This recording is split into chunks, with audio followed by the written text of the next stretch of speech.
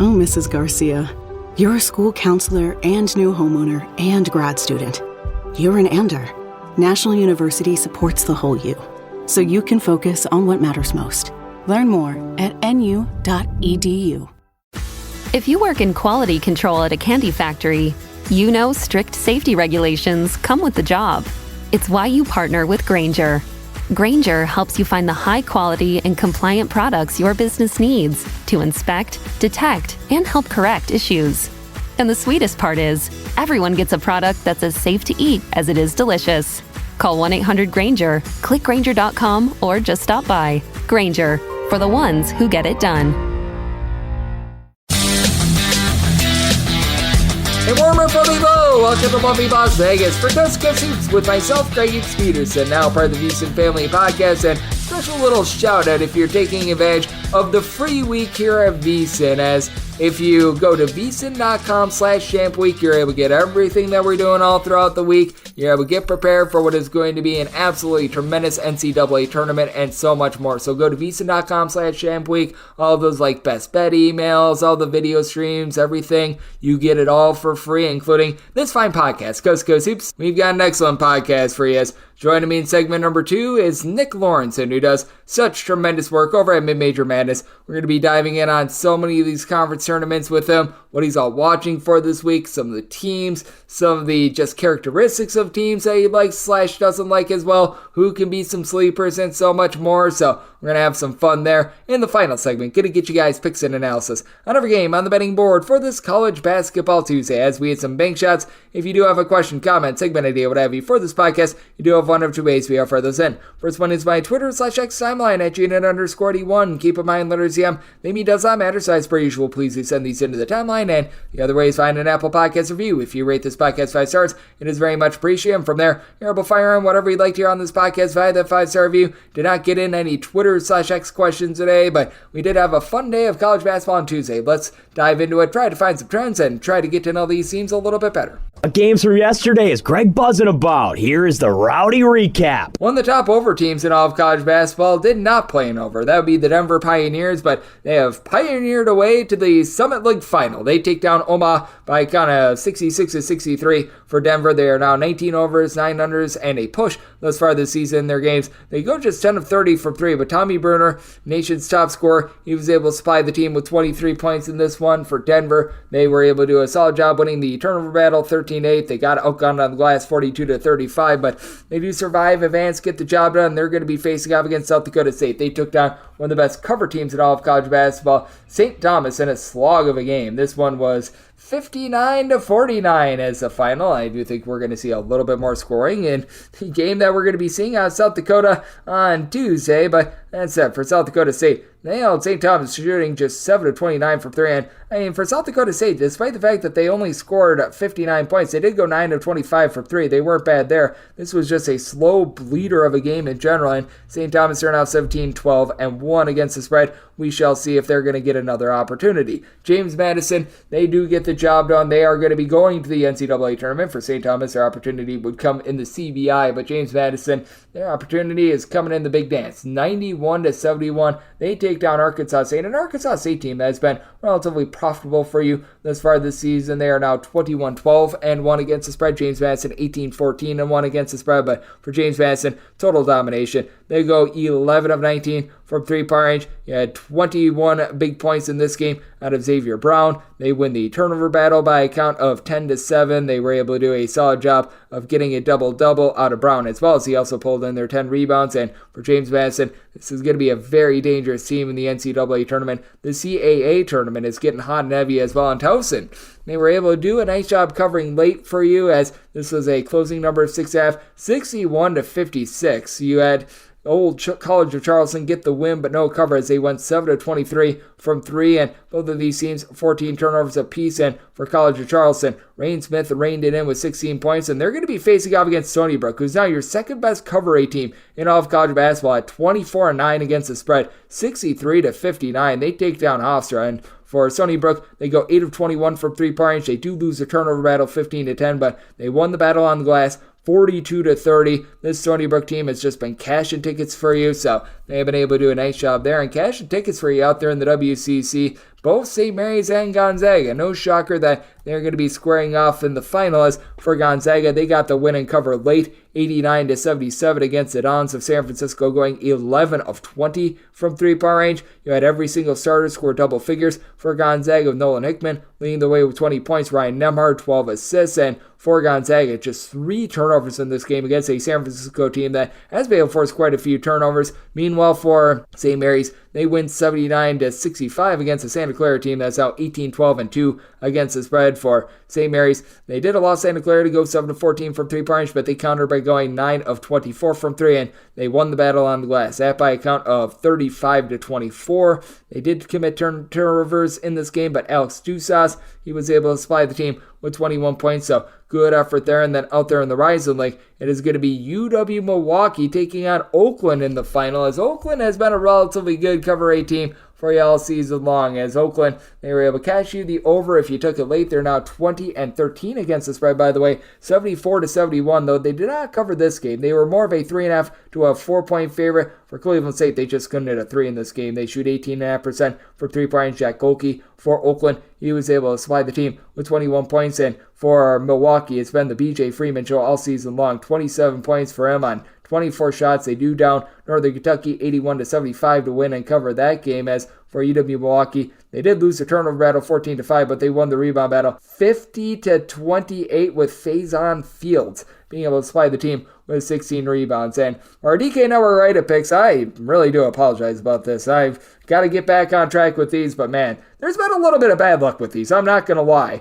We take the under in Montana State versus Weber State. Both teams combined for 59 points in the first half, which means you gave this out when it was between about 142 and a half. You got 83 points to play with in the second half, and Montana State by themselves scored 66.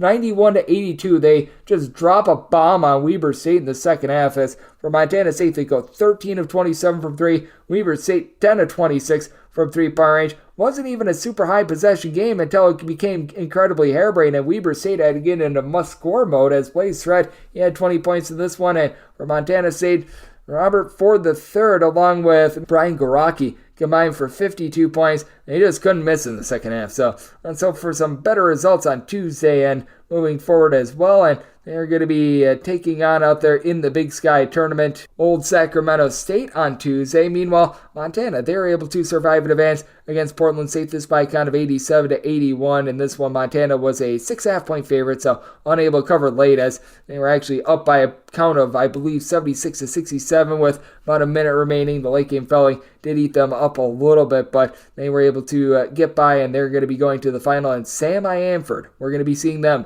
in the NCAA tournament, 76-69. They're able to take down East Tennessee State. And if you had the over in this game, I really do feel for you, because the late game fouling and the lack of free throw shooting really costed you. 25 of 37 is what Samford shot at the free throw line, 15 of 29. This should have went over by a long shot, but the missed free throws were just absolutely costly there. As Samford, they do lose the rebound battle 41-32, but they win the turnover battle 19-14, and you had Anchor and Jermaine Marshall combined for 48 points in this one. So a lot of fun out there in college basketball on Monday, and if you're taking a look at the trends of college basketball, what we've seen the last 7 days, relatively good split between overs and unders. 146 overs to 152 unders, so 51% of games going under. Home underdogs, by the way, the last 7 days, and now we're not going to get really any more home underdogs since a few very select games in these low to mid-major tournaments. 28-47-1 against the spread. I just can't remember a year where home underdogs just got cooked as badly as they have this season. But if you take a look at overall what we're seeing in college basketball, about 51% of games have gone over this year. 2,735 overs to 2,624 unders, and favorites hitting at about a 50.6% clip. So that's what we're seeing right now in college basketball, and that's what we all got on Monday. Now, let's take a look at what we're getting in all of these conference tournaments with our good friend Nick Lorensen of Mid-Major Madness. Next right here on Coast to Coast Hoops with myself, David Peterson, now a part of the Davidson Family Podcast.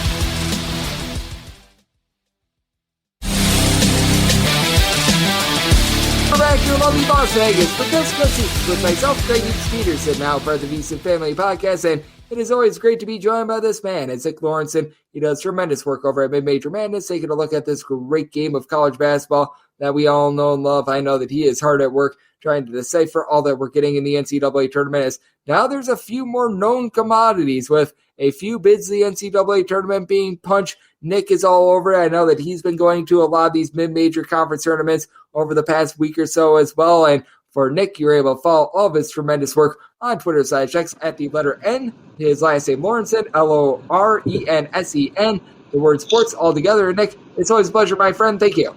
It's always a pleasure for me to hop on here, Greg. I always love hopping on, talk some college hoops. We've had a couple auto bids clinched already as of Sunday night. A couple of teams no one was really expecting. The 4 teams that have clinched so far, none of them were conference champions. You have Longwood, that could have been the last seed heading to the Big South tournament if they wouldn't have beat High Point in the season finale. It's been chaos all over college basketball. It's going to lead for a wild round of 64. There's going to be a lot of teams that we weren't expecting, like I mentioned a couple of weeks ago, be in this field. And it's going to be even crazier when they pull off upsets in that first round. It certainly is, and it's going to be a lot of fun to see what we get in these conference tournaments over the next week or so. But in terms of these conference tournaments that are looming, that are upcoming, it could be big, small, medium, what have you. What are you diving into, and what tournaments in general are really piquing your attention as to perhaps a team or two that if they advance the NCAA tournament, they could be able to make a run, or you just think that there's going to be good old-fashioned parity? Yeah, I think there's just going to be good old-fashioned parity. I was at the CAA tournament. I've done now, 12 games in the last 3 days. I went up and I talked to some Charleston people, and they go, who out of the mid-majors do you think has a chance to make a run or win a game in the tournament this year? I looked at him and I just said, I got no clue. There's so much parity right now, and there's been so much parity all year where one team really hasn't taken control over mid-major basketball, and no team really has set themselves up to have a resume where they feel comfortable for an at-large. Like today, Sunday afternoon, we had Drake beat Indiana State. Now, both those teams should be NCAA tournament teams, but there's a ton of question marks on if Indiana State's an at-large team at this point. I know Joe Lenardi said there's pretty much no chance at all in his mind that he thinks the trees are going to make the dance, but who knows? There's going to be a ton of parity there. In the large scale, a tournament like the ACC one, there's really 2 teams that are dead sure locks with Duke and Clemson, and North Carolina. Make that 3 with Duke, Clemson, and North Carolina. But outside of that, it's really up for grabs. If one of those other teams is able to make a run to the championship, knock off one of the 2 Tobacco Road teams plus Clemson, who knows? Hot hand matters when it comes to this time of year. If you're riding the hot hand going into the NCAA tournament, you could go and knock off a team that you weren't expecting. I'm really looking forward to the ACC tournament. You have a tournament like the Big Ten that's, I feel like, can be really, really down this year. Not only is it out of Chicago, but I feel like, Purdue's just kind of run it. But I'm looking forward to the ACC. The Ivy League's going to be really interesting because that's another league, in my opinion, that should probably have more than one team in the NCAA tournament. It won't. Princeton has a solid resume, but not good enough to get that at-large bid. In the title game on Sunday afternoon, there's a chance we could have Princeton, if they're able to take care of business with Brown, against either Yale or Cornell. That's going to be a humongous game. Whoever wins that game, I think, has a legitimate chance to make it towards the second weekend. So I'm really looking forward to those 3 tournaments, Stony Brook and Hofstra, a Long Island matchup, and then we have the championship on Tuesday. So it's going to be a fun couple days in D.C. with not only CAA but the ACC coming up, and then I'll be at the Ivy on Sunday for the championship game. So it's really the best time of week, though. You got to set up, everyone, just set aside a couple hours, one afternoon, lay down, watch basketball, because we have it from 12 noon to 2 a.m. near every day, and it's the best. It's the best time of year. Yep, it sure is the best time of year. You get wall-to-wall basketball, and it is so much fun. I always love the NCAA tournament for it. You get even more during conference tournament week, and if you're out here in lovely Las Vegas, you don't have to deal with as many lines as well as Nick Lorensen, who does such good work over at Mid-Major Madness. He is joining me right here on Coast to Coast Hoops. And out of the mid-major conference tournaments that we are seeing, is there a team or two in them that might be outside of, say, the top 2 seeds that you're taking a liking to, and you feel like, man, this is a team that could be able to go on a run in their conference tournament and be able to create some upsets? Yeah, one right now is Weber State. Now, Eastern Washington lost, and they were the 1 seed in that tournament. So you have a Weber State team who's now going to be the 2nd highest seed in that conference tournament, and they have the best player in the league, Dylan Jones, who is a double-double machine, looking to do something that Damian Lillard never did at Weber State, take him to the NCAA tournament. So That's going to be really interesting. I think Weber State has a good chance to do that. If Hofstra is able to make the title game, they could maybe scare Charleston, pick up a win there. I'm not sure. It's going to be an interesting week. You have Liberty, maybe in the Conference USA, who will be able to do something. That league's been a crapshoot all year, especially for teams on the road. But the thing about it is everyone's on the road when this tournament's in Huntsville. Maybe Liberty can make some noise. They showed at the beginning of the season they have strong enough shooters and a strong enough team that they can reel together a couple wins and maybe make a little run. So those are a couple teams I'm really looking as lower seeds to make a run. They have a chance to make a run in their conference tournament this next week.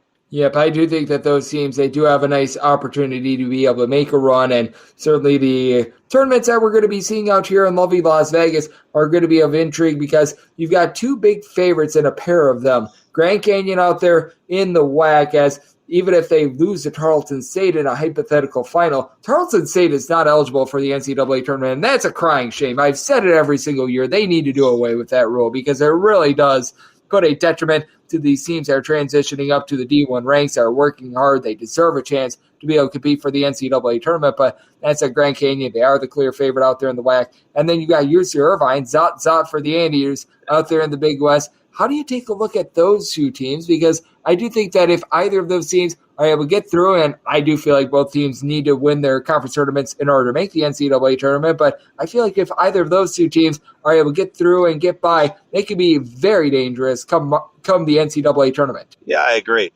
That's the worst rule in college basketball, by the way, the transition rule. UC San Diego is another school that falls victim to that. They finished second in the Big West. They're going to the CBI. Very happy for them. I think Grand Canyon, the WAC tournament is usually a little bit crazy. I don't know if it's going to be as crazy this year. I think they're the best team. Even if they make the finals against Tarleton, obviously they get the automatic bid. They won't get that large. They just don't have that resume put together. I think the Big West is going to be far more entertaining. And you have a team on the first day that you're going to get good value with UC Santa Barbara. They have A.J. Mitchell, great player. They have a whole bunch of Power 5 transfers. Now, they haven't been able to really ring together a couple wins in a row throughout the year, but they have that potential to be a really, really good team. They have one of the best players in the league, a top 3 player in the league. UC Santa Barbara, there's great value there. You also have a UC Davis team with Elijah Pepper. If Elijah Pepper goes out and he scores 30, 40 points a game, T.Y. Johnson is able to complement him pretty well. You have a Davis team there that can do some damage. So I think the Big West tournament is really up for grabs. I'm kind of shocked that UC Irvine's such a heavy favorite. We didn't mention the Mountain West. I think that, obviously there's 7 teams that can win that tournament in Vegas. Everyone always wants to talk about UNLV, the under-the-radar team, the sleeper as the 4 seed there. They're obviously playing all home games because of that Thomas and Mack. But I don't think they could have had a worse draw in that first game in the quarterfinal game. I honestly don't think they beat San Diego State. That's a super tough matchup against a veteran team and an amazing coach. There's going to be a lot of suckers that are going to bet on UNLV this week. I hope it doesn't come back to bite me when I say this. I think that UNLV loses in the quarterfinals, and I don't think they have a long say in the Mountain West tournament. Yep, I do think that that's a very brutal matchup. And for UNLV, while they are going to be playing out here in lovely Las Vegas, it's not like it's going to be 100% UNLV fans either. With these conferences, they have to disperse the tickets a little bit more evenly. So no doubt about it, you have to give UNLV a little bit of a bump for being at home. But I would say don't give them the full bump that you would for a typical team at home as well. So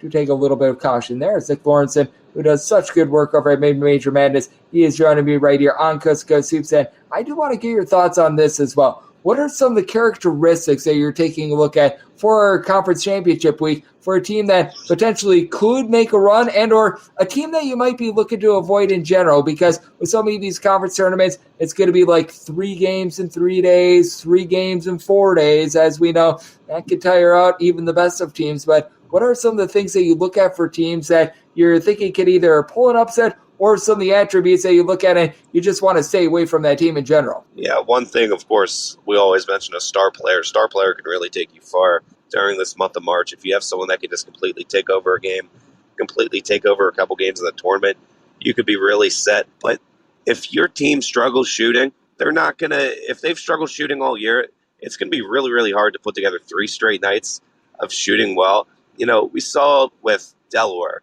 this weekend. Delaware shot the lights out of the ball against Hampton team on Saturday absolutely obliterated them. We're up 47 at a point in that second half. But they really fell victim to Hofstra, who's a okay defensive team, but they just couldn't get anything falling. So you need to be a strong shooting team. Obviously, pretty solid defense too, and a star player really takes you far. So I've never really been a big fan of evened out teams in this month. It can help you win a regular season title or whatever, but when it comes down to the wire, I mean, like a little difference makers, maybe like a Charleston, where you have 4 or 5 guys on a team where any given night one of them can go off, or you can have 4 of them that put up double-digit points and one just stays quiet. But if you have a team that everyone's averaging 8, 9 points and no one is doing really anything crazy, I'm not a big fan of them. You got to have a star player or a couple star players or just anyone who has the ability to take over a game. That's a really, really big thing for me this month. Yep, I think that is an absolutely massive thing, and we've talked so much about the mid-majors because, you live up to your name. You are Mr. Mid-Major Madness, but that said, I know that you are out there in ACC country. I know that you mentioned them very briefly, so I do want to get your thoughts on that tournament as well, because that is going to be really the earliest of the Power Conference tournaments that is going to be getting started. I know that, and I believe we've got the Big 12 tournament that is going to be starting up on Tuesday as well, but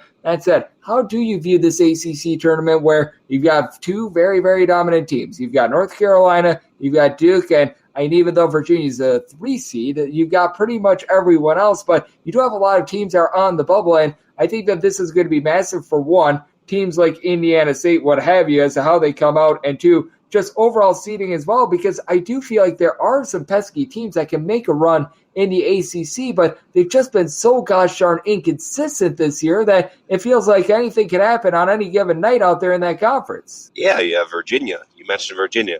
You have Pitt, who's the 4th seed.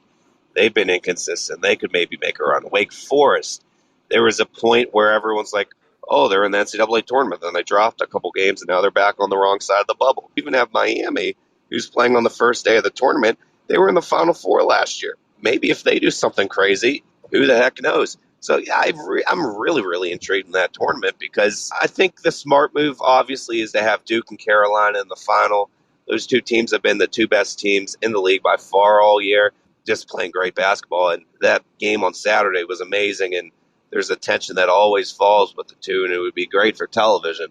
But if one of those teams makes a run and makes it to the finals, there we have another team in the NCAA tournament and ends up knocking out Indiana State. So that's not good for the mid-major ranks. But I'm also intrigued in the SEC tournament. There's really 5 teams up there at the top 5 seeds that have a legitimate chance to win the tournament. And there's a couple teams that are straggling around, could maybe make some noise, but the top 5 is crazy. I'm a South Carolina guy, obviously. Graduate there in a couple months. The tiebreakers are crazy.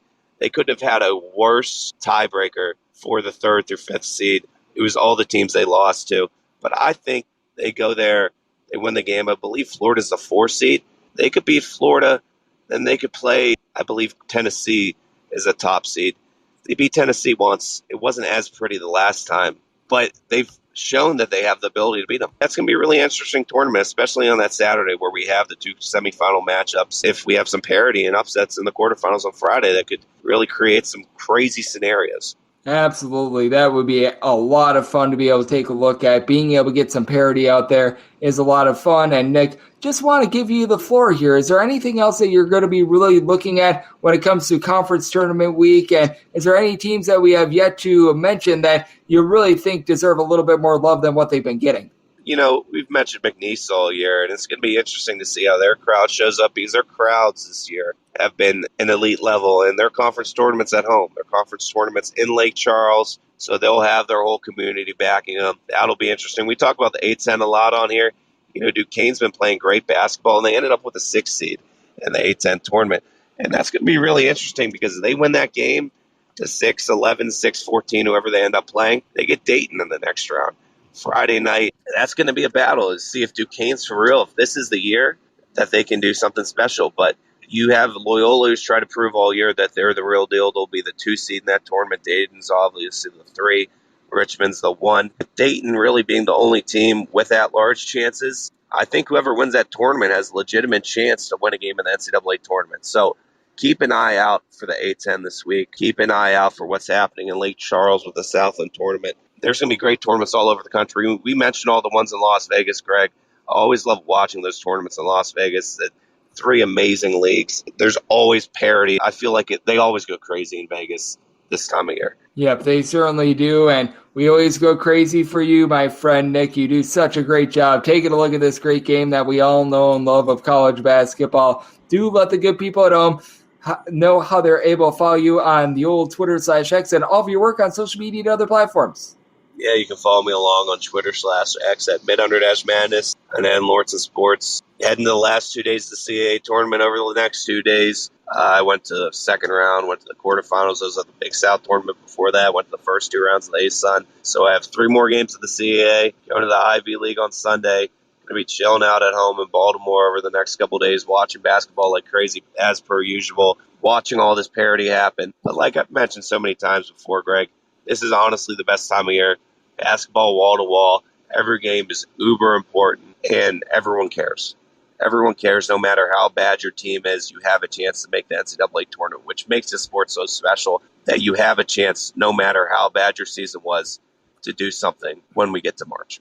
Yep, it does make this time of year just so magical, and I know that you, Nick, do an absolutely tremendous job taking a look at this game that we all know and love. You stick in that work all 12 months out of the year, and this is really a treat for us all. A big thanks to Nick for joining me on Coast to Coast Superstar, part of the VC Family Podcast. And coming up next, it is that time of the podcast to give you picks and analysis on every game on the betting board for this college basketball Tuesday as we hit some bank shots.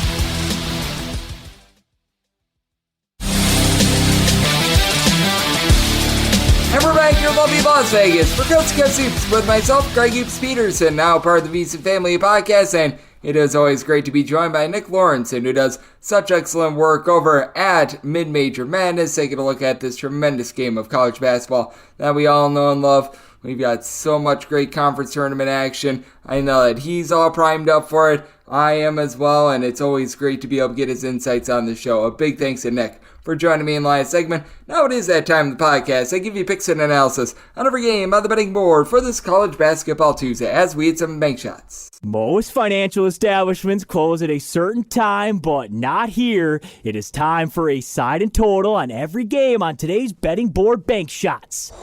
Do note that, as per usual, any changes that are made to these plays will be listed up on my Twitter/X feed at GNN_41. This goes by tip time with regards to these conference tournaments. So the Atlantic 10 is the earliest one to tip. That's up first. And then the Big 12 tips off at 12:30 Eastern. The ACC tips off at 2 o'clock Eastern. So it just goes in order in which these conference tournaments tip off. And then at the bottom, you're going to have these smaller conferences. That would be the Southland, the America East, and the Northeast Conference. So let's get things started with 601, 602 on the betting board. It is Davidson, and they're going to be playing against Fordham. This is out there at Barclays Center with Davidson a favorite of 3.5 to 4 points total. You're going to be getting this anywhere between 134 to 134.5. And I set Davidson at just a 3-point favorite. I'm going to be willing to take the 4 with Fordham. And the biggest reason why I'm going to be taking a look at Fordham is that this team is actually giving up fewer points per possession when they're away from home rather than at home. With this Fordham team, it's been a rhymeless team that just has not been good on offense. They're well outside the top 250 in terms of points scored on a per possession basis. Davidson is going to have them outgunned there, and Davidson does have a nice versatile piece for this team in Grant Huffman, who's been able to give you 13 points, 5 boards, 5 assists, COF. Problem is he really doesn't shoot threes, as for both of these teams, they've really had their issues from the outside. Davidson is only shooting 31.3% from three-point. You get a relatively similar percentage out of Fordham as well. Fordham overall for the season checking in 31.6% from distance. It falls to about 29.5% away from home. And for Davidson, they actually shoot a little bit better away from home rather than at home. So both of these teams do have some reverse splits, but it has been an almighty slog for Fordham in terms of just taking care of the ball. They just have not been able to find that main point guard with Yusuf Meder, Antrell Charlton combining for just under 6 assists per contest. But the 13 turnovers per game and 66% free throw shooting, that's a little bit, shall we say, less than savory. But at the same time, you you do take a look at this Davidson unit, and you just don't have a ton of rebounding when it comes to this team either. For Fordham, that's a place where they should have a little bit of a forte, although Abdul Sambilia, who's been able to give you 6.5 boards, worth of block and half per contest, he's been touch and go recently. Fordham now about 152nd in the country with regards to rebound rate. Davidson, they're checking in more in the neighborhood about 200th, and Davidson, just in terms of raw points allowed on a per possession basis, 204th in all of college basketball. So you got a situation of a lot's got to give, because Davidson is a more effective offense, Fordham is a more effective defense, and you got a Davidson team that actually plays very, very slowly outside the top 275 in terms of total possessions per game. Meanwhile, it's a Fordham unit that actually played a top 55 pace. For Fordham, they allow opponents to shoot from three-point range away from home just 32% compared to 39% at home. Davidson, they allow opponents to shoot less than 30% from three at home. On the road, this balloons all the way up to more in that pocket, about 36 or so percent. So I'm going to be willing to take the points with Fordham, and I do think that this becomes a little bit more of an up-tempo game, semi-total 137. So looking at the over and the points with Fordham, 603, 604 on the betting board. George Washington and LaSalle do battle from Barclays Center, as LaSalle is a 2-point favorite with your total between 147.5 and 148, and I'm going to be willing to lay with LaSalle. I did set them as a 3.5 point favorite. Now, LaSalle has their issues. This LaSalle bunch is 277th in the country in terms of opponents' 3-point shooting percentage, but again, they allow opponents to shoot 37.1% from distance at home, 33.6% away from home, and his George Washington team has been all sorts of awful away from home. Actually, a respectable defense when they've been at home for the most part this year, allowing opponents to shoot 31.1% from three-point range at home. Get them away from them 39.5%. And this George Washington team has been dealing with quite a few ailments for a bunch that just is very top-heavy in general. Even though LaSalle might not have the same amount of top-end talent that this George Washington team has, as George Washington has been able to get some good production all season long with James Bishop, who's able to give you 18.5 points, shoots 36.5% from three-point range. You've had Mr. Buchanan and Darren Buchanan give you 15.5 points, and he was dealing with a little bit of an injury. He's back, but having Garrett Johnson out, giving you 13.5 points, 5.5 boards, shooting 40% from three-point range. That is rough for the team. We haven't seen him really since Valentine's Day, which means that you're going to need to get a little bit more out of Trey Autry, who's only been able to give you about 5.5 points per contest. Not a guy that's really going to be hitting the boards too much or anything like that for a George Washington team that still should have a little bit of a leg up on glass. LaSalle as well outside the top 275 in terms of rebound rate. Rokas Josias along to Sean Shepard, both give you about 5.5 rebounds per game, but they leave something to be desired there. But I like their two main guards in Jamari Brinkus, Khalil Brantley. They combine for 9 assists, 2.8 steals, 28.5 points per contest, with Brinkus now shooting 39.5% from three-point range for a LaSalle team that's in the top 55 nationally in terms of ball protection. They only turn the ball over about 9.8 times per contest. George Washington on the flip side, they do turn the ball over north of 13 times per contest, and this George Washington team, with them being well outside the top 225 in terms of points allowed on a per possession basis, they just need to provide a lot of pop on offense, and towards the beginning part of the season, they were able to do so, and they do actually score more points per possession away from home rather than at home, but need them to be a little bit better than 173rd in terms of points scored on a per possession basis. LaSalle's clocking in more around 209th, but LaSalle comes in at a little bit of better form. They've got more depth with someone like an Andres Barrero being able to shoot 39.5% from three-point range, and for this George Washington unit, they have now scored 66 points or fewer in 3 out of their last 4 games. They've just been in bad form with all the injuries, while LaSalle, it's not an impressive defense by any stretch of the imagination, but 66 points or fewer surrendered for the last 5 games. Last time these two teams hooked up, LaSalle was able to get that win 72-66 despite George Washington in that game shooting 39% from 3. So I'm going to be willing to lay with LaSalle. Did set them as a favorite of 3.5 points. I do think that things crank more up tempo in this one. George Washington, top 50 team in terms of total possessions per game, made my total 149.5. So look over and looking at LaSalle, 605, 606 on the betting board. Rhode Island and St. Louis do battle from Barclays Center, and St. Louis is a favorite of 2.5 points. Your total on this game, it is 156.5, and with St. Louis, I did make them the favorite of 2 points. At 2.5, I'm going to be willing to take the points with Rhode Island. Now, the trepidation that you've got with Rhode Island is that this team has not been able to play any defense whatsoever. In a road or neutral court environment, they're a bottom 8 team in all of college basketball in terms of turnovers forced on a per possession basis. They're in the bottom 20 in terms of points allowed on a per possession basis away from them, and 315th in the country in terms of opponents' 3-point shooting percentage. You know who can match that stink on defense? St. Louis, who is 329th in all of college basketball in terms of opponents' three-point shooting percentage, in terms of points allowed on a per-possession basis. St. Louis is giving it up just as well as this team, as Rhode Island currently about 322nd in all of college basketball in terms of points allowed on a per-possession basis. St. Louis is in the 300s as well. Both of these teams just have not been able to guard to save their lives, and the question becomes, is either of these teams going to be able to do a relatively okay job on the glass? And for Rhode Island, you've got David Futures, who has been able to give you about 7 rebounds per contest. Meanwhile, St. Louis, Terrence Hargrove, he does give you 15.5 points, 5.5 boards, has a little bit of versatility, but feels like St. Louis just a little bit more outgunned there, with St. Louis checking in terms of their rebound rate more in that pocket of about 242nd in the country. Now, St. Louis, they've got better knockdown shooters. You've got someone like a Gibson Jimerson, who gives you 15 plus points, shoots it well from three, and Sincere Parker, he was out of the fold throughout much of non-conference play. He's been able to come back in, has been able to have a profound impact on this team, 16 points. He's able to shoot 42.5% from three for a St. Louis team that, in their own right, they do shoot 37% from three. Rhode Island doesn't quite match up, but still, they shoot 35% from distance. David Green, who was missing for 10 plus games, has given the team a nice spark, shooting 44% from three. He's able to supply the team with about 14.5 points per contest. Lewis Colwright is able to give you 3.5 assists per game. Rhode Island, they do turn the ball over 12.5 times per contest, and they're not a team that generates a lot of turnovers, but St. Louis not generating a lot of turnovers. It's a St. Louis unit that last time they played against Rhode Island got the win at Rhode Island 94-91 in a game where they had to shoot 11 of 21 from three-point range to be able to pull it off. Now, they are the better free throw shooting team. That showed the first time around. Rhode Island 22 of 32 at the free throw line, 17 of 21 for St. Louis, but I do think that with Rhode Island being a little bit of a better team on the glass, that's going to allow them to hold in this game. You do have Sion Medley, who's been able to do a nice job throwing the ball up for St. Louis, but I think you're looking at two just awful teams, for lack of a better term, that are not going to really play the world's greatest amount of defense.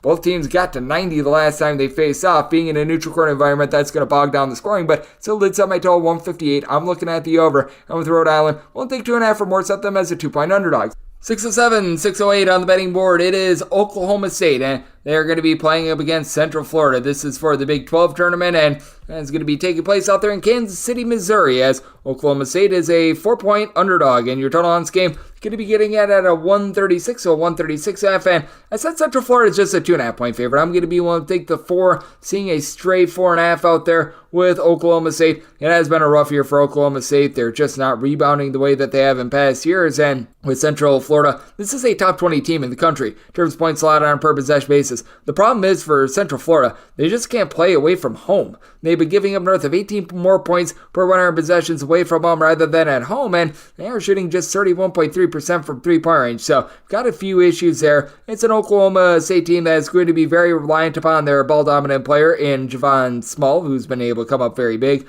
They're near 15 points, 5 boards, 5 assists per contest, and I mean, for Oklahoma State, they're going to lose the battle on glass, but the rebound rate still isn't bad, with Keon Williams being able to give you about 5.5 rebounds per game. This is an Oklahoma State team that has had their ups and downs with guarding the three-point line, about 156th in all of college basketball in that regard. And for Central Florida, they're a bit better at 116th, but if you look at how they're performing on the road rather than at home, they allow opponents to shoot 30.3% from three-point range when they're at home. That goes up to about 36% away from home. Now, you do have Abrima Diallo, Omar Payne. These two guys have been able to combine for a little bit over 3 blocks, about 10 rebounds per game, and Jalen Sellers has been able to give you 16 points per game, but after at Ball State, he was able to shoot north of 44% from three last season, down to 30% this season. And as a matter of fact, for the Central Florida team, among players who are giving at least 3 points per contest, Darius Johnson is right now the only guy that shoots above 32.5% from three-point range. For Central Florida, this has been a good team in terms of being able to generate turnovers. Oklahoma State has committed about 13 per contest, but I do think that the Daily Show and Eric Daly Jr. going to be able to keep them lively, 9.5 points, 4.5 boards per contest. And this Oklahoma State team, while they do have their deficiencies as well, they do score about 14 points fewer per 100 possessions away from them than when they are at home. I do think that they're going to hold in there. They've got a little bit more from the outside. I do think that Javon Small, with him being able to take over the game, that is going to be able to keep Oklahoma State lively in this one, with a pair of teams that just have not been the same when they've been away from home. I did set my line at 2.5, so going to be willing to take the 3 or more here with Oklahoma State. And And with Oklahoma State, I did set this total at 138.5. I think that this is going to be close enough for late game following. I have a pair of teams that just aren't the same defenses away from home rather than at home, and Oklahoma State and Central Florida both relatively mid-tempo teams. So looking at the over and the points with Oklahoma State. 609, 610 on the betting board. Cincinnati, yes, we are on to Cincinnati, and they're going to be playing against West Virginia. West Virginia, a 10.5 point underdog. Total on this game is 144. Opener was 9.5. But personally, I dove in on the opener, and here at the 10.5, it's a max I'd be willing to lay with Cincinnati, but even here at a 10.5, still willing to lay it. Cincinnati, a top 25 team in terms of rebound rate, and they're going to be able to dominate down low. You've got Dan Skillings, Victor Lakeen, who both give you 6.4 rebounds per game. Now, for Cincinnati, the offense just has not really been there for them. They only shoot about 32% from three-point range. In terms of points scored on a per-possession basis, it's been a little bit rough for them. They are well outside the top 75 with that regard, especially when they hit the road. As for the Cincinnati team, you take a look at their offensive efficiency, and they do score about 12 points, 7 points fewer per 100 possessions away from home rather than when they are at home. But this West Virginia team has just been all out of sorts all season long. They are scoring 14.5 points less per 100 possessions away from home rather than at home, and they're 276th in all of college basketball in terms of points scored per possession. They were able to get a nice little boost with Raekwon Battle, Kirk Kriisa coming back in the fold, combining for about 27.5 points per contest, and Kriisa shoots 43% from three, but we've got a West Virginia team that turns the ball over 13 times per contest as being a not-so-up-tempo team. And for West Virginia, they're outgunned on the glass as well. I love Jesse Edwards down, though. He gives you 8 boards. He throws in their 1.7 blocks per game. He's the only guy on the roster, though, that is giving you north of 4.1 rebounds per game. Flip side for Cincinnati, they're going to be able to just completely dominate with that respect, with Aziz Bandango being able to give you about 7.5 boards, a block and a half per contest. You got Simeus Lucasius, who's got good versatility. He, along with Day Thomas, both give you about 10.5 points.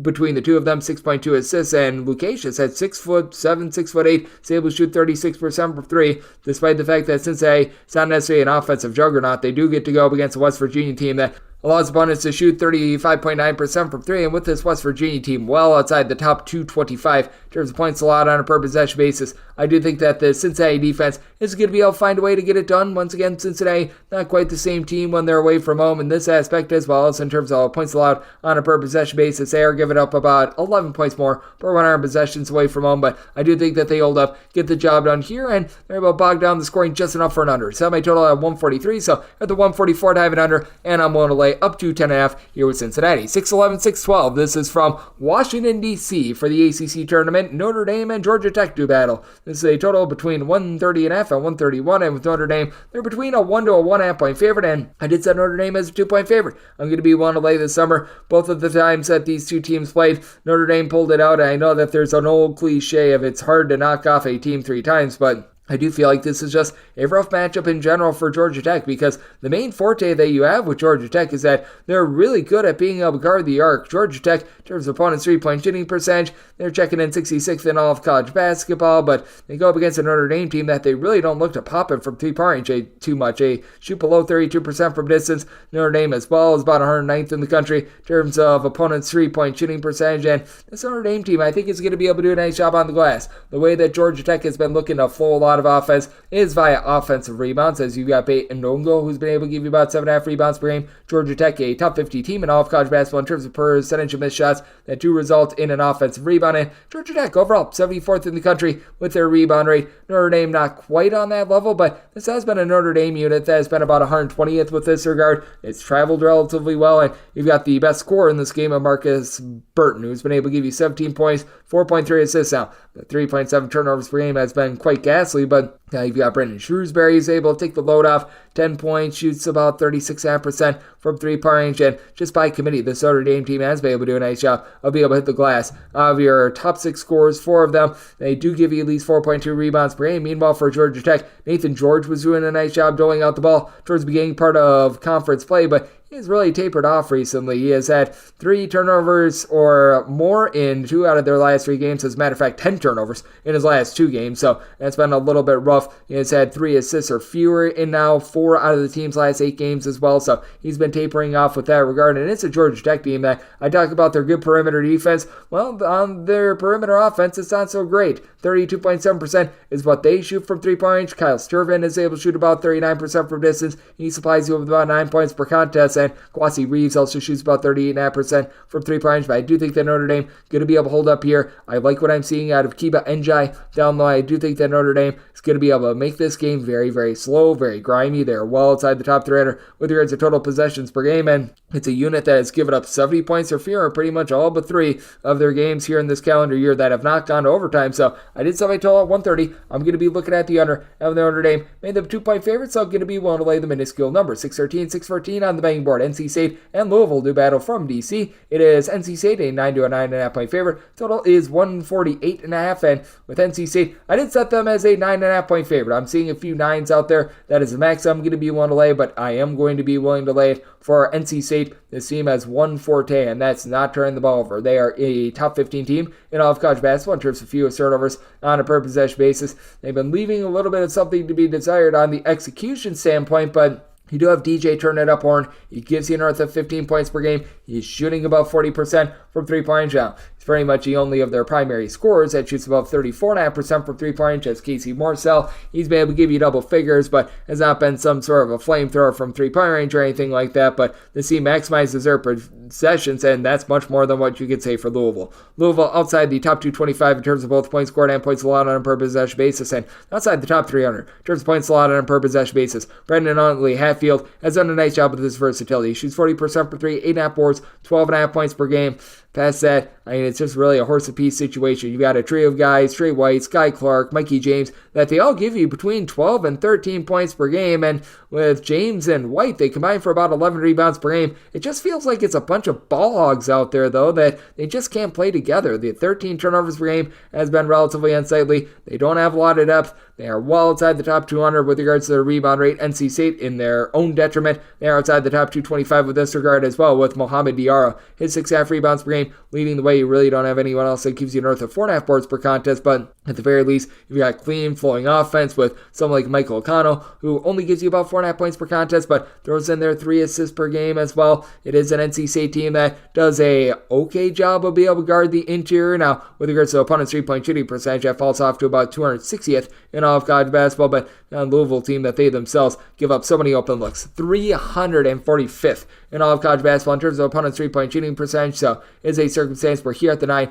I'm going to be willing to lay with NC State, and did set my total 147.5. I just think that you're going to have too many dead possessions from Louisville for them to be able to do their part with this total, and I just think that they find a way to be able to screw this up. So I set my line at 9.5. I'm going to be willing to lay it with NC State, and with regards to the total, made mine a 147.5. So looking at the under, and I'm going to be willing to lay with NC State. 615, 616 on the betting board. It is Boston College playing against Miami. Miami is a 1.5 to a 2.5 point favorite. Open up at 1.5, so money is coming on them. Total on this game is 147, and with Boston College, I set them as a 2.5 point favorite. I'm going to be willing to take Boston College outright on the money line.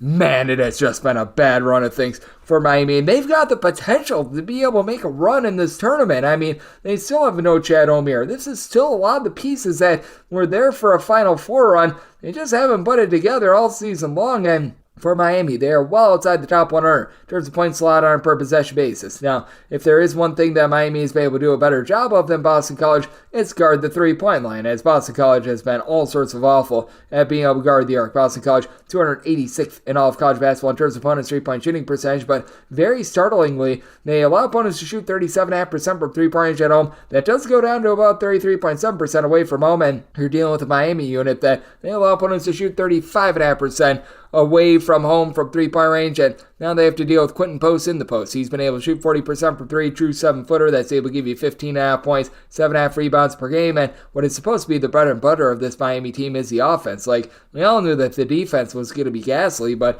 Miami, 126th in all of college basketball in terms of points scored on a per possession basis, and with them dealing with injuries to Nigel Pack, Matthew Cleveland, who has returned to the fold, it has caused this team to really be in a rut, but They've now scored 71 points or fewer in 3 out of their last 5 games. It's been a sort of mess with them. Now, they were able to get to 77 the last time they played against Boston College. Problem was they gave up 85 in that game, and both teams shot 50% from three-point. So there was absolutely no defense at all in that game. For Boston College, you do have Devin McLaughlin, who's able to give you about 10 or so rebounds per game. And for Miami, it's just been really rough for them without having their full allotment of pieces out there on the floor. Now, they should have most of their guys back. Nigel Pack was able to play against Boston College. That was a 67-57 slog in the beginning part of March, and he was completely ineffective in that game, and we only saw him for 14 minutes out there, so who knows even if he does play, if he's going to be anywhere close to 100%. As a result, you've been seeing a lot more of Keyshawn George, who's been able to give you 8 points, shoots about 41% from 3, and Wooga Poplar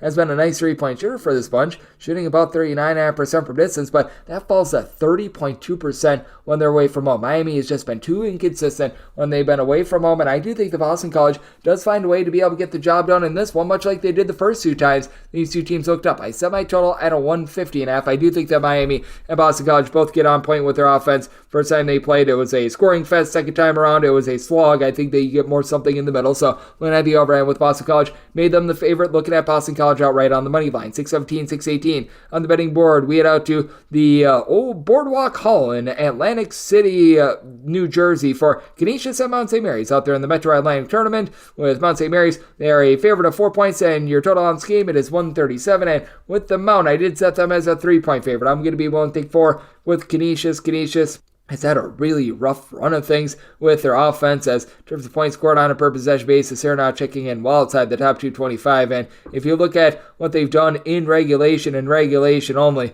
last time in regulation, because their last game went to overtime against Manhattan, that they've been able to bust through the 70-point plateau.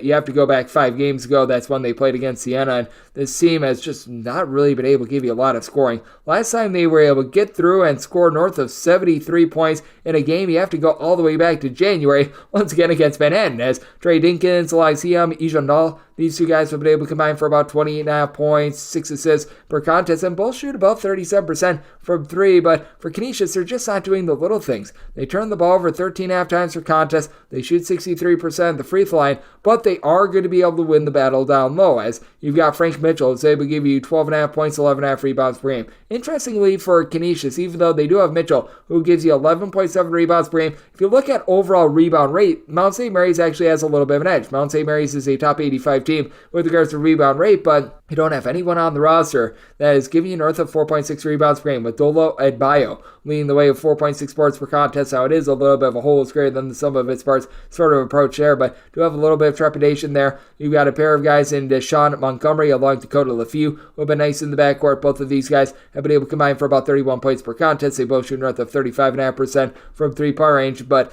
this Mount St. Mary's team, they themselves turn the ball over 14.5 times per contest. They're better at the free throw line in a late game spot. They shoot 73% of the free throw line, so you have a feel rest assured there. But Mount St. Mary's away from home, they do allow opponents to shoot 37.5% from 3-point range. Canisius, 36.5% from 3, after both were pretty good at being able to guard the arc at home. So it's an interesting spot. Both of these teams have massive deficiencies. You've got one team at Mount St. Mary's that has more guys that just as a collective do a better job of hitting the glass. Meanwhile, you've got the more dominant big man in Frank Mitchell in this one for Canisius. And I do think that with the Golden Griffins actually playing some good defense recently, they have now given up fewer than 70 points in 4 of their last 5 games. And with this Mount St. Mary's team on the fritz a little bit with that regard, and they have been very much all over the place as well, as they've now failed to get past the 72-point plateau in 3 of their last 5 games. I do think that Canisius is going to hold in there, and as a matter of fact, last time these 2 teams played, Canisius got a 61-56 win, in which both of these teams were cold from 3, and Canisius actually shot a lower percent from 3-point range. So, semi line at 3, you're at the 4. I'm going to be willing to take the points with Canisius, and I do think that both of these teams are going to be warmer from distance. Last time these 2 teams played,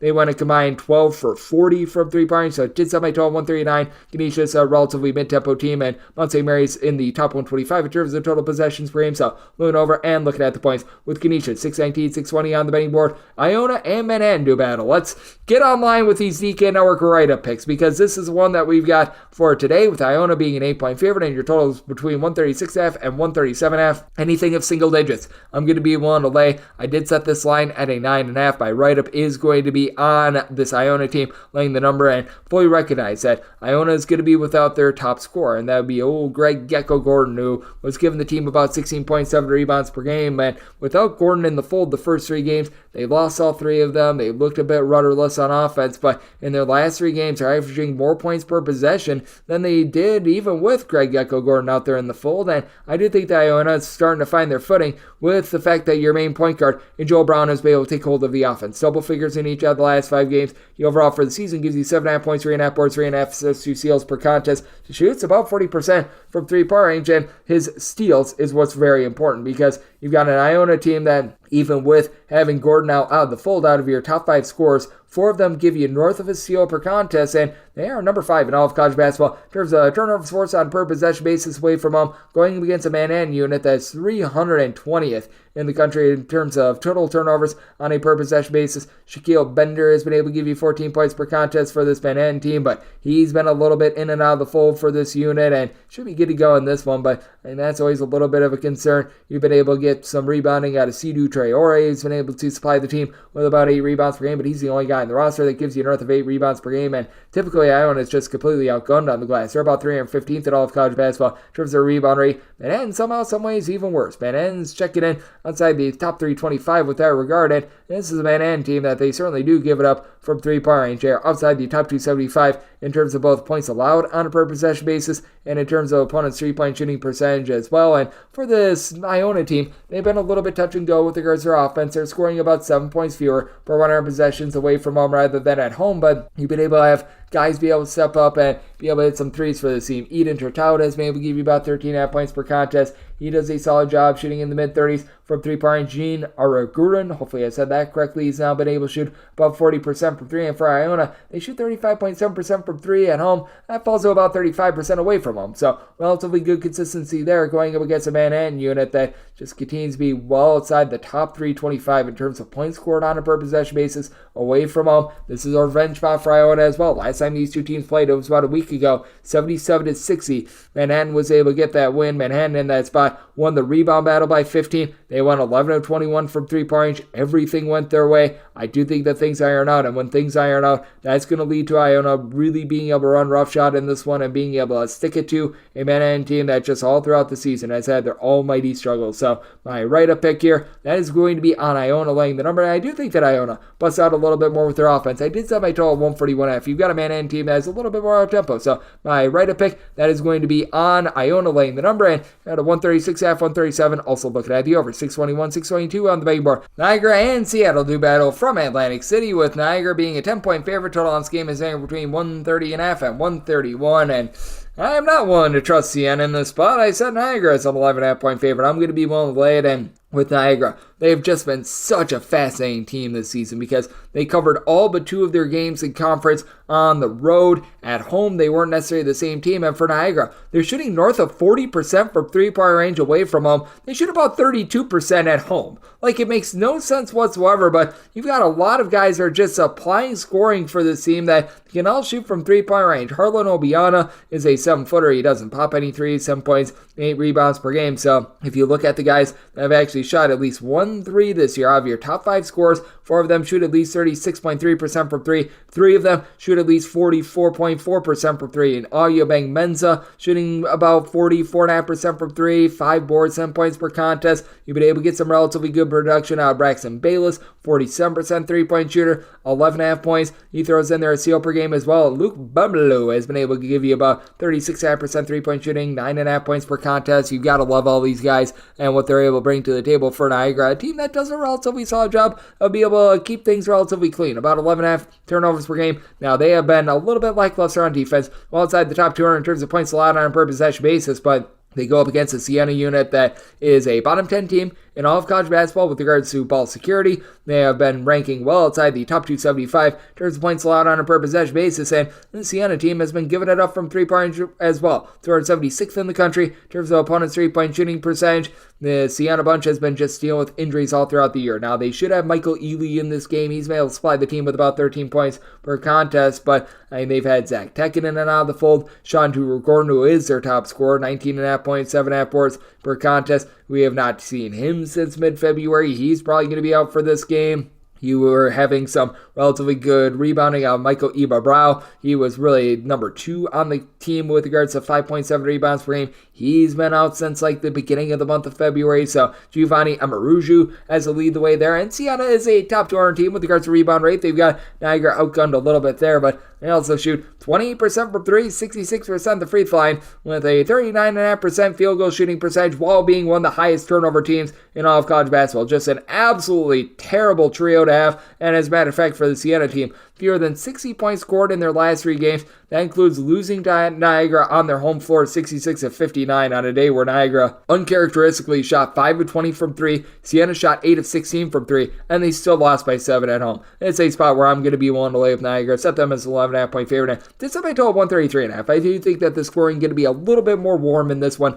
for Niagara against this rather rough Siena defense. So going to be looking at the over, and I'm going to be willing to lay with Niagara, 623, 624 on the betting board. This is the Horizon League Championship. Oakland and Milwaukee do battle from Indianapolis, and with Oakland, you're finding them as a favorite of 5 points. Total on this game is 154.5. I'm going to be in a little bit more of wait-and-see mode with regards to this total. I set my total at a 154.5. Right now, as I'm doing this, we've got only DraftKings numbers, and this is a circumstance where a lot of times, if you don't see what you like early, the line is going to move, and it is going to move on this game. So 154 or less, looking at the over, 155 or higher to the under, but with UW Milwaukee, made them a underdog of 4.5 points. So 5 is the absolute minimum buy point on them, but at 5, I would be willing to take the points with UW Milwaukee. You've got an Oakland defense that strangely is giving up more than 10 points fewer per 100 possessions when they're away from home rather than at home. I just have no idea where that split comes from. I have no idea how that works, but it does work. And you have an Oakland unit that you've got quite a few guys that are able to give you some good offense. DQ Cole has been able to step it up all season long. He's been able to give you about 9 points per contest, shoots in the mid-30s from 3-point range.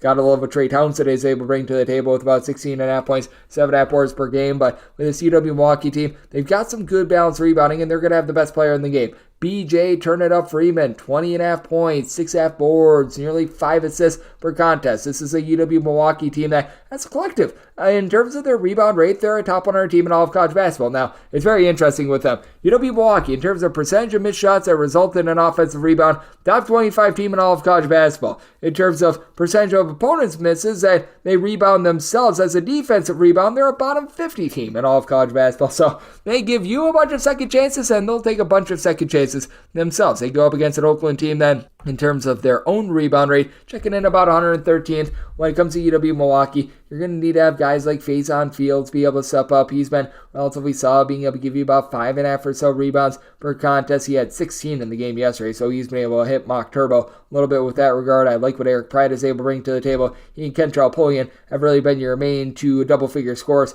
outside of BJ Freeman. And for this UW Milwaukee team, the 12.7 turnovers per game, would like to see that get cleaned up a little bit. But it is an Oakland team that they themselves do not do a very good job of being able to generate turnovers. They turn the ball over about 11 or so times per contest, and they've got Rocket Watts out there. It just continues to do absolutely nothing for the team. He gives you 8 points, doesn't pop it from 3-point range, really doesn't knife the ball inside. He played, I believe, 3 minutes in the game yesterday and scored as many points as myself. Not too terrific there, and I do think that UW Milwaukee finds a way to be able to stay lively with Oakland being a 76% free throw shooting team. I do think that in a little bit of a pressure spot like that, they are going to be able to get the job done, but I like the way that UW Milwaukee is able to establish second and third chances, and I do think that we get a little bit more of an up and down game. 154 or less, looking at the over, 155 or higher to the under, and here with UW Milwaukee, 5 or more, willing to take those points. 625, 626 on the betting board. College of Charleston and Stony Brook do battle from Washington, D.C. This is the CAA final, and Charleston is a 7-point favorite with your total 158.5. I recognize that Charleston is playing very up-tempo. I recognize that they're a top 45 team in terms of points scored on a per-possession basis. Feels like we went way too far on this total, though. I personally set mine at a 153, so I'm going to be in on the under. But that said, with Charleston, I'm going to be willing to lay up to 9 with them. This Charleston unit was able to take down Stony Brook on the road a little bit earlier in the season, and I do find it a little bit befuddling that the Stony Brook team was an underdog of more like 8 or so points against Hofstra in the previous game, and I had this Charleston team rated higher than Hofstra. Now, I feel like Stony Brook has just been mispriced all season. That's very apparent in the fact that they are covering about 75% of their games right now. I think that they're now 24-8-1 against the spread, so clearly bookmakers have not done the best job of being able to properly be able to price this team. But that said, for the Stony Brook unit, I do think that they're going to be just a little bit manhandled in this one because the perimeter defense, it has not been great for Stony Brook. Stony Brook, in terms of opponents' 3-point shooting percentage in a road/shoot court environment, they're allowing opponents to shoot 38% from the outside. You do have Charles Mado, Andre Sani, who have been able to combine for about 13 or so rebounds per game, going up against a Charleston unit that they're not generating the second chances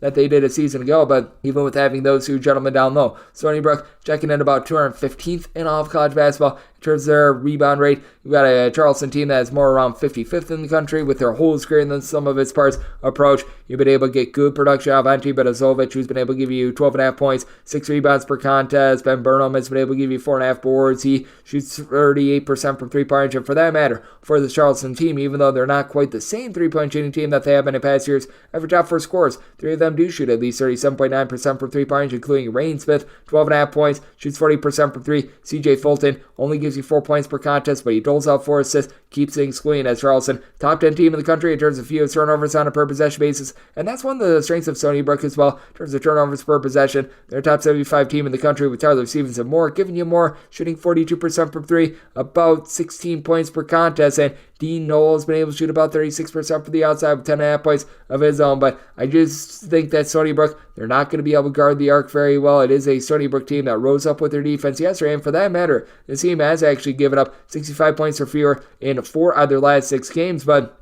also have a Charleston unit that has really been able to lock it down with their defense as well. They have now given up 73 points or fewer in all but 1 out of their last 6 games as well. So I feel like this total is a little bit too high. Set mine more around a 153, 153.5. I'm looking at the under. And with Charleston, I'm willing to lay up to 9 with them. 627, 628 on the betting board. Sacramento State and Montana State to battle out there in the Big Sky tournament. This is from Boise, Idaho, and with Sacramento State, they are a 5-point underdog. Total on this game is 135. I don't think Montana State is going to put up north of 60 points in the second half, much to the chagrin of my DK Network under, which I still feel like was a relatively solid write-up, but then we just went into an inferno mode with Montana State, and that just sometimes happens, and I set my total 131.5. I think that it's very important to not be overreactionary to what we saw yesterday from Montana State, because this bunch entering into the day was outside the top 200 in terms of points scored on a per possession basis, and they've been an okay 3-point shooting team. I'm not going to sit up here and just spew a bunch of lies about them being like garbage from 3. I mean, they entered into the day shooting about 36.5% from distance. That's relatively solid, and I love Robert Ford's game. Robert Ford III, 15 points, 7.5 boards, 3 assists, 3 steals. I mean, he is built for tough, but it's a little bit of a bunch that is a bit more top-heavy. You've had Brandon Garaki along with Brandon Walker, both supply you with a combined about 27 points per contest. Eddie Turner down for what is able to give you about 3.5 assists per game as well. But it is a Montana State team that they do give it up from three-point range, a little bit more away from home rather than at home. At home, they allowed opponents to shoot less than 30% from three-point range. In a roadside shoot-score venue, more on 36% from 3. And one thing that is going to be working to the benefit of Montana State, they're able to do a nice job of being able to generate turnovers. They're a top 60 team in terms of turnovers forced on a per possession basis, and away from home that actually goes into the top 40, going against the Sacramento State team that is well outside the top 300 with regards to ball security, turnovers on a per possession basis, and with Duncan Boom Boom Powell out, he was their top scorer with 12 points, led the team with 7 boards. He was the only guy giving you 2+ assists per contest. He has been out of the full last few games. The team has actually played better without him. I think that Sacramento State is learning that the whole is greater than some of its parts approach. That's the one that they should be taking. You've been seeing more minutes for guys like an Akalma Wayne, who's been able to do a relatively solid job down low, being able to supply this team with in the neighborhood of only about 4 rebounds per game this season. After last year, he was dishing out north of 6 rebounds per contest. They've been giving him more minutes, and he has been dominating down low. You've been able to have Zia Harmoda take a little bit more hold of the backcourt. He's overall giving you about 12 points per contest. They've got him doing a little bit more facilitating. He's been able to put up 15 plus points in 4 of the last 5 games. And it's a Sacramento State team that they do shoot about 33% from 3-point. You've got 140% 3-point shooter in Austin Patterson, who comes in from Wofford, who's been able to do a nice job. And I do think that with Sacramento State spreading out the scoring, just having everyone picking up the load for Duncan Boom Boom Powell, it's actually worked out very well for this team. And with Sacramento State, they are a top 40 team in all of college basketball with regards to rebound rate. This is Montana State unit that, in terms of percentage of missed shots that result in an offensive rebound, they're a bottom 10 team in all of college basketball. And the last time these two teams played, Sacramento State got a road win, 66-63. That was with Duncan Boom Boom Powell playing just 7 minutes in that game. So I do think that Sacramento State going to be lively in this one. Anything north of 5, won't take those points with Sacramento State. And I do think that they bogged down the tempo in this game. So my total 131.5, also diving under. 629, 630 on the betting board. Montana and Idaho State do battle from Boise, Idaho. And with Idaho State, they are a 5.5 point underdog. Total on this game is 142.5. And I'm going to be willing to lay it with Montana. I set them as a 7-point favorite. Montana has been rough with their defense. They are outside the top 225. There's points allowed on per possession basis, but both of these teams are slow tempo teams that don't do a good job on defense. Both of these teams are outside the top 225. There's points allowed on a per possession basis. The problem is one executes far better on offense than the other, and that'd be Montana. Montana, a top 40 team in terms of points scored on a per possession basis, and Idaho State does have some nice pieces. You've got Blake Harrington, who's able to give you about 5 assists, 12 points per contest. Miguel Tombly has been able to give you 14 points, shoots 37.5% from the outside as well. But out of your top 5 scorers, you've only got one of them for Idaho State shooting above 34% from 3, though Braden Parker gives you a block and a half, a steal, 15 points per contest. He's been able to do a relatively solid job with that regard. But if you take a look at this Montana team, having Aiden Moody be able to give you 16.5 points on nearly 40% 3-point shooting, and you just take a look up and down the boulevard, because with Money Williams being out of the fold, he was not necessarily the world's greatest 3-point shooter. That leaves you with out of your top 5 scorers active for this game, 4 of them shooting at least 38.9% from 3-point range, and this Idaho State team just has flat out not done a good job of being able to guard the arc. 304th in all of college basketball in terms of opponents' 3-point shooting percentage. They actually give up a lower percentage away from home rather than at home. Not the case for Montana. They're 287th in the country. They allow opponents to shoot 38.8% from 3-point range, but I do think that with this being a back-to-back spot, I do think that these teams are going to be bogged down just a little bit, and you've got 2 of these slower teams you're going to find in all of college basketball. Both of these teams outside the top 275 in terms of total possessions per game. I do think that a Montana team that entered into yesterday, having given up 73 points or fewer in 4 of their last 5 games, they're going to tighten up the screws. Last time these two teams played, it was a 79-65 game, a game where Montana did shoot just 5 of 19 from 3-point. Should be a little bit warmer there, but still shot north of 60% from the floor. I don't think that that's going to strike again, but I do think that with Lalau, doing a solid job for Montana on the glass, and this being an Idaho State team that just not necessarily having that one assertive big man down low. In terms of your overall rebound rate with this Idaho State team, they're checking in 156th in all of college basketball. Meanwhile, for Montana, they've done a nice job building themselves up to 128th. I do think that Montana finds a way to be able to get the job done once again. I said Montana is a 7-point favorite, want to lay the number, and set my total at 139. I'm also going to be taking a look at the unders, 631, 632 on the betting board. This is the Conference USA tournament out there in Huntsville, as Jacksonville State and Florida International do battle, and Florida International does find themselves as a underdog of 3 to 3.5 points, totals between 140 and 140.5. And with Florida International, I did set them as an underdog of 6.5 points, so I'm going to be willing to lay with Jacksonville State. Florida International has just been ghastly in terms of their defense if they don't generate a steal. This Florida International team is a top 5 team in all of college basketball in terms of turnovers forced on a per possession basis. They're also a bottom 5 team in all of college basketball in terms of opponents' 3-point shooting percentage, and a bottom 30 team in terms of rebound rate. They just rely way too much on their main man, Ontario Dean, who's been solid. 13 points, 5 boards, 4 assists, 3.4 steals per contest, which leads off college basketball. But the fact that he is the only player on the roster that gives you an earth of 4 rebounds per game, that tells you all that you need to know about their post play. And they go up against the Jacksonville State team that's a top 80 team with regards to rebound rate. This despite the fact that they've only got one player that gives you an earth of 5.5 rebounds per game. That'd be Juwan Purdue. He's been able to give you about 5.7 boards, throws in there 8.5 points per game, and they do only have one double-figure score. That'd be Kai Tandy, but he's able to take over games, shoots 39% from 3, 18.5 points per contest. for a Jacksonville State team that has been relatively solid at being able to guard the three-point line. Jacksonville State 214th in all of college basketball to guard opponents' three-point shooting percentage. That does balloon up to about 34.9% from the outside, and really was a case where in the beginning part of the season they were pretty rock solid. Towards back half it was a little bit more, shall we say, grody, but for Florida National, I just don't know who's going to be able to take advantage other than Javante Alkins, who's been able to do a nice job shooting 37.5% from three, 13 points per contest.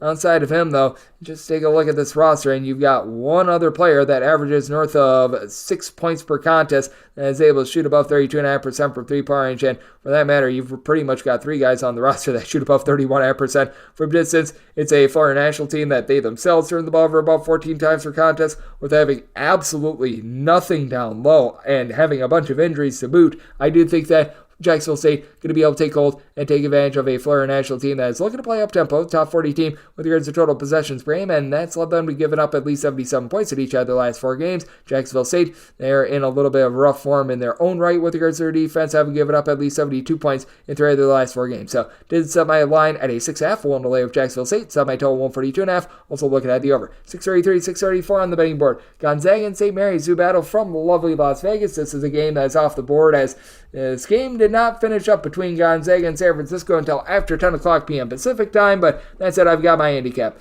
Anything of St. Mary's being an underdog, I'm going to be willing to take them. I set St. Mary's as a 1-point favorite, so pretty much pick them or better on St. Mary's. If you've got Gonzaga getting any sort of points, I'm going to be looking at them, and then 138.5 or less, looking at the over 139.5 or higher to the under. These two teams split the season series, and as we know, this is a battle of the tortoise and the hare. You've got a Gonzaga team that's looking to play up-tempo, that is looking to be able to get their offense going, and you've got a St. Mary's team that's looking to stick you in the mud. This St. Mary's bunch, they're a bottom 50 team in terms of total possessions per game, but this St. Mary's team has really been able to get it going on offense as well. But I do find that in these situations between Gonzaga and St. Mary's, typically it gets bogged down a little bit more. Last time these two teams played, that was a 70-57 slog. First time around, it was 64-62, and we've just seen it throughout time in this rivalry, in that St. Mary's always gets their style, and it always turns into a little bit of an eyesore. Gonzaga has ascended into a top 5 offense in terms of points scored on a per possession basis, and they should be able to do a nice job down low with Anton Watson, Graham Ike being able to combine for 14.5 rebounds, about 31.5 points per game, and Watson shooting 44% from three-point range. But for Gonzaga, they're up against a St. Mary's team that currently ranks number 1 in all of college basketball with regards to rebound rate. They do have Joshua Jefferson, who's currently out of the fold, but Mitchell Saxon has been able to give you 7.5 rebounds per game. Augustus Marosolinas, along with Ada Mahaney, have been your main guys out there in the backcourt, with Mahaney, top scorer with 13.5 points, shoots 35% from 3, but Marosolinas, 5 assists to fewer than 2 turnovers per game, shoots 35% from 3, and St. Mary's does a good job in general of not turning the ball over. And Ryan Nembhard, to his credit, he's done a better job of being able to rein it in, not turn it over as much, hasn't shot it from three-point range the way that you'd like, but with guys like Brandon Huff, Ben Gregg giving you some good production to be able to give this team a little bit of depth and just overall stretchability. You don't have that guy like a Drew Timme like you had a season ago, but you've got a lot of guys that they just make good contributions for this Gonzaga team. I do think that this is a circumstance where we are going to be finding this game be bogged down quite a bit more, but I do think that in the end, St. Mary's, with their overall defense being better, they find a way to just barely get the job done, with St. Mary's willing to take them as a pick'em / any sort of an underdog price on the money line. For Gonzaga, I need to be getting points with them. 1.5 or more would be willing to take that, and then 138.5 or less, looking at the over 139.5 or higher to the under. And then this is the last game on the Las Vegas betting board before we hit the extra game. 635, 636, Denver and South Dakota State to battle for the Summit League title. This is out there in South Dakota, and for Denver, they are an 8.5 point underdog, and your total on this game is 164. I did set my total at a 159.5. I'm looking at the under. It just feels like this environment is bogging down scoring just a little bit. We've been noticing that Denver has had a little bit of a tougher time getting it going. A little bit of that was a byproduct of the teams that they were playing against UMKC a few nights ago. That's one of your better defenses out there in the Summit League. But I mean, this is a South Dakota State team that, even though they're very efficient on offense, top 55 team in terms of points scored on a per possession basis,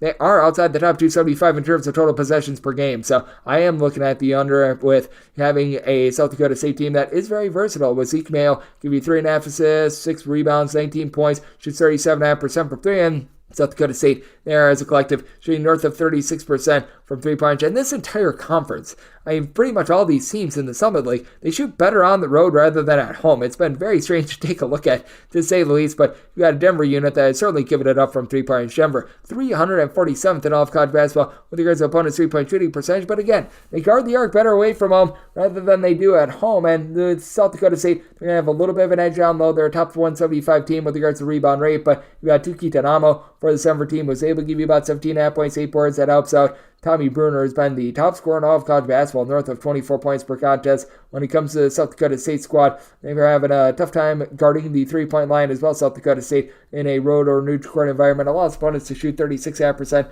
from three-point range, but Charlie Easley, Luca Powell being able to give you 24 points on north of 40% three-point shooting. That helps you out a little bit, but Denver has some nice ancillary pieces that have been able to come up relatively clutch for them as well. They've been able to have Jackson Brenchley be able to supply the team with a little bit of facilitation. He's been able to throw in there about 10 to 11 points per contest. You yesterday had DeAndre Craig, who's been averaging about 6 points per contest, takes some strides forward. He's been able to give the team double figures in out each of the last 3 games as well. So I do think that Denver is going to be able to remain relatively lively in this one. I did set my total at a 159.5, so I'm going to be taking a look at the under. Now, last time these two teams played, South Dakota State, they just dump trucked Denver that by kind of 90 to 70. In that game, you saw South Dakota State shoot 12 of 28 from 3. Denver more like 7 to 26. I do think that irons out a little bit more with neither of these teams generating turnovers. I do think that it results in some clean possessions for a game that should be bogged down a little bit by South Dakota's slow tempo. So looking at the under and the points, here with Denver, set them as a 7.5 point underdog. Now we hit the extra games. The normal betting board picks are complete, but there are some extra games today, so we go into the bonus. 306-521, 306-522. Lamar and McNeese do battle from Lake Charles, Louisiana, and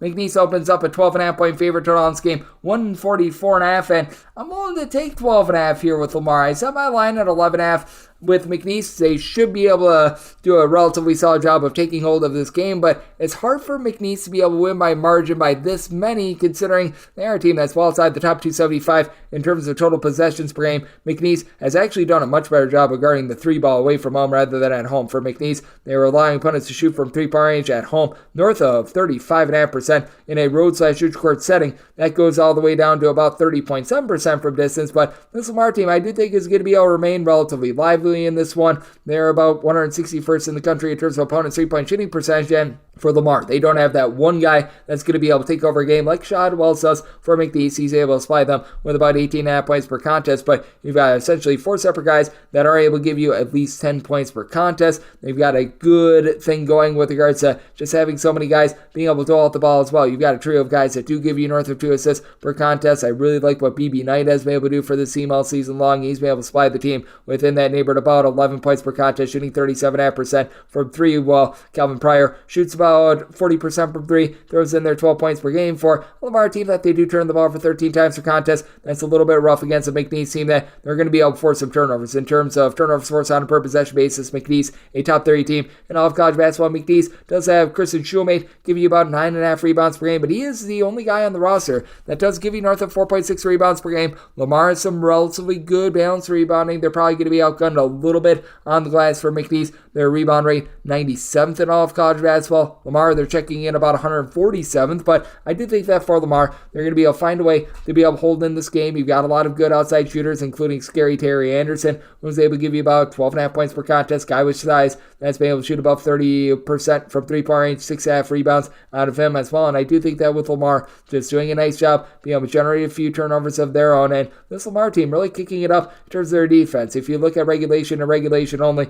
they have now given up 72 points or fewer in each of their last 5 games. And the last time these two teams played, it was a 58-56 nip and duck game. That's going to allow Lamar to be able to remain lively. It's a McNeese team that plays super up tempo, so I feel like this total has went a little bit too far. So I total 143.5. So looking at the under on 144.5, and we'll take 12 plus here with Lamar. 306-523, 306-524. Texas A&M Corpus Christi is going to be playing against Nicholls. Nicholls is an underdog of 4 points. So on this game is 140, and set Corpus Christi is 6-point favorite. Going to be one to lay the number. Corpus Christi, a top 10 team in terms of cover rate all season long, and they're not doing it by offense. They're doing it by doing the little things. ranking in the top 75 in terms of both points allowed on a per possession basis and rebound rate, going against a Nicholls unit that has done a very good job of being able to lock down the three-point arc. With Nicholls, opponents shoot from three-point range against them less than 32.5%, as a matter of fact, 31.7% from the outside, goes down a little bit away from home. And they've got two dominant players, Jamal West, Deontay Smith. They've been able to combine for about 29.5 points, 14 boards, 5.5 assists, with Smith shooting 39% from three-point range, but they don't have a lot of depth outside of that. Meanwhile, Corpus Christi is very much a whole is greater than some of its parts approach. You've only got one guy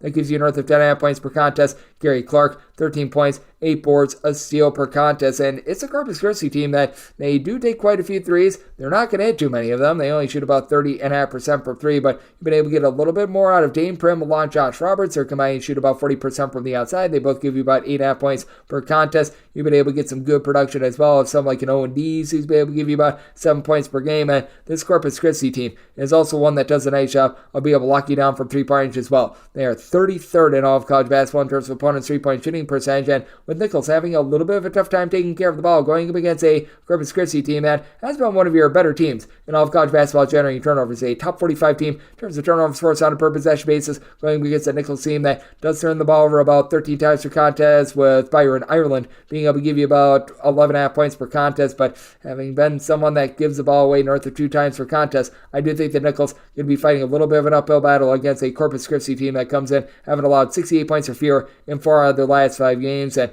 I do think that Nicholls is going to get a little bit slow down here, but with the Nicholls team being well outside the top 225 in terms of points allowed on a per possession basis, I do think that a Corpus Christi team that has gone past 70 points at each of their last 5 games gets there. So I set my line at 6, going to be willing to lay the number with Corpus Christi and made my total 143.5. I'm also looking at the over. 306-525, 306-526. Merrimack and Wagner do battle for the Northeast Conference title. Merrimack on their home floor is a 6.5 to a 7-point favorite. Their total is between 120 and 121. Set my total 123. I think we just went a little bit too low. This is a Merrimack team that is so dominant with their defense. They're a top 10 team nationally. In terms of points allowed on a per possession basis, they do such a good job swarming, being able to generate turnovers, but with Merrimack, they are playing quite a bit more up-tempo this season than they did a season ago. They're up to about 191st in all of college basketball in terms of total possessions per game. Now, Wagner is just continuing to play slow and controlled, 358th in the country in terms of total possessions per game. But the one thing Wagner does, they don't turn the ball over. They are a top 55 team in all of college basketball in terms of fewest turnovers on a per possession basis,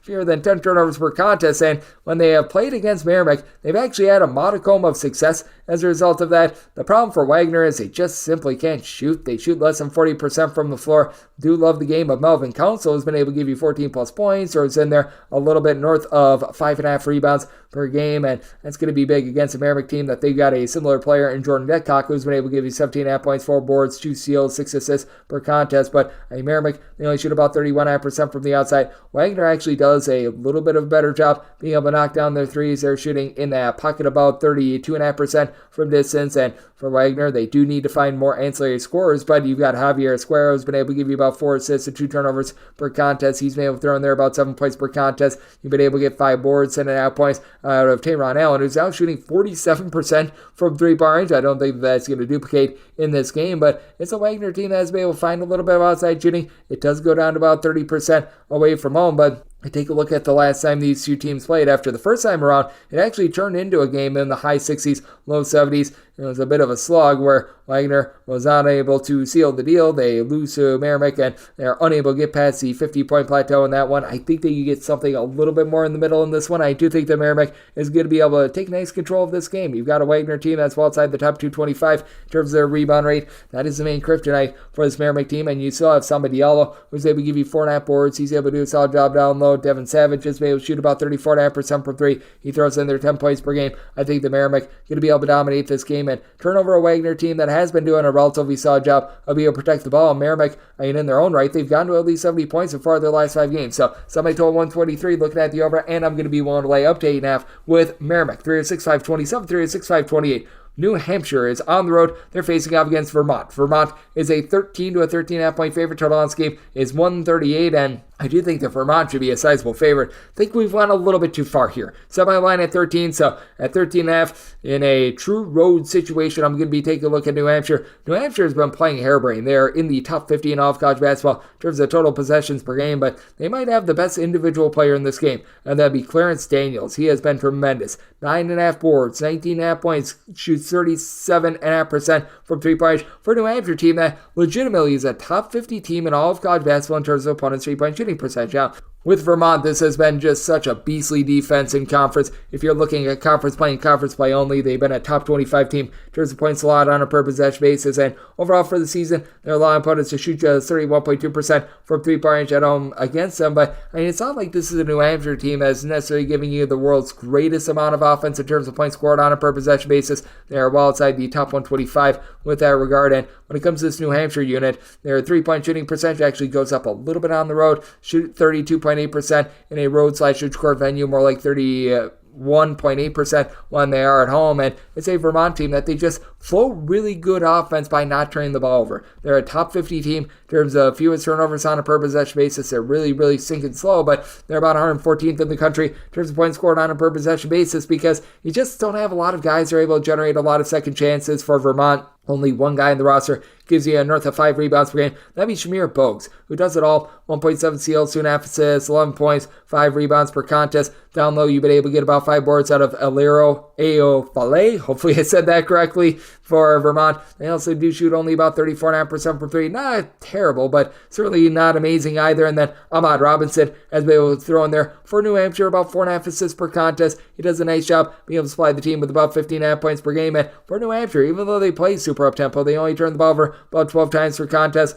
Last time these two teams played, Vermont, they were able to really get New Hampshire good. That was a 70-64 game on their home floor where New Hampshire shot just 4 of 21 from 3. Vermont 11 of 37. I do think that the three-point shooting is going to be a bit hotter in this one. So did semi-total more at a 141. You're at the 137 to 138. Going to be looking at the over. Animal and take north of 13 here with New Hampshire. And we're wrap things up with 306-529, 306-530. UMass Lowell is going to be playing us Bryant. Bryant is a underdog of 5.5 points. Dawn's game is 157.5. Semi-line at 6.5, so going to be able to lay the 5.5. The biggest reason why I'm going to lay this number, Bryant is going to get absolutely trucked on the glass. UMass Lowell has been able to do the little things. They're a top 10 team in all of college basketball in terms of opponents' three-point shooting percentage, and they're 29th in the country in terms of their rebound rate. Now, Bryant in their own right, a top 50 team with regards to their opponents' three-point shooting percentage, but 325th in rebound rate. You got Earl Timberlake trying to bring Sexy back. He's been able to do a relatively solid job being able to supply the team with about 9 or so rebounds per game, double-figure amount of points. And then Sharif Gross-Bullock has been able to chip in there 18 points, 5.5 boards, 2.5 assists, shoots 36.5% from three-point range. But I just don't think that they're going to be able to match up down low with the duo of Max Brooks, coupled with Quentin Mincy. They've been able to combine for 14 rebounds, 27.5 points. You've got Brooks supplying the team with 2.2 blocks per contest. Now, the one thing that Lowell does have going against them, they do turn it over a little bit too much with the Indy Hakeem, give you 5 assists, 1.8 steals, 4 boards, 14.5 points, but only shoots about 24% from 3 with 3.8 turnovers per contest. That's a little bit of an issue, but some of the ancillary pieces like Yuri Covington, Cam Morris being able to give you 10 points per game, that's huge going against a Bryant team that is in the top 25 with regards to total possessions per game, but they don't necessarily have a lot of depth. Like Doug Edert has not been able to get out there on the floor too much. Rafael Benzone is able to give you about 12.5 points, shoots 35% from 3 points, but also if this game comes down to late game fouling, you've got a Bryant team that's also shooting about 68% of the free throw line. Have to have a little bit of trepidation there. Bryant does a little bit of a better job of taking care of the ball, but in terms of points scored on a per possession basis, this Bryant team, 278th in all of college basketball, seeing a drop-off of 13.9 points per 100 possessions away from home. So I do think that UMass Lowell going to be able to take hold of this game. Did semi-total 156.5 here at the 157.5, even though it's high possession. I just think that the inefficiency of Bryant is just too much looking at the under, and I'm going to be willing to lay up to 6 with Lowell, and that will wrap things up for the Tuesday edition of Coast to Coast Hoops, now part of the VSiN Family Podcast. Big thanks to Nick Lorensen, who does amazing work over at Mid-Major Madness, for joining me in live segment. If you do like hearing from this fine podcast, Coast to Coast Hoops, you're able to subscribe wherever your podcasts, Apple Podcasts, Google Play, Spotify, Stitcher, and TuneIn. If you have a question, comment, segment idea, what have you for this podcast, to have one of two ways we all fire those in. First one is my Twitter /timeline at Jaden_D1. Keep in mind, letters EM. Name does not matter, so as per usual, please do send these into the timeline. Other ways, find an Apple Podcast review. If you rate this podcast 5 stars, it is very much appreciated. From there, you're able to fire on whatever you'd like here on this podcast via that 5-star review coming at you guys every single day throughout the college basketball season. That news up coming at you once again tomorrow. Thank you so much for tuning in.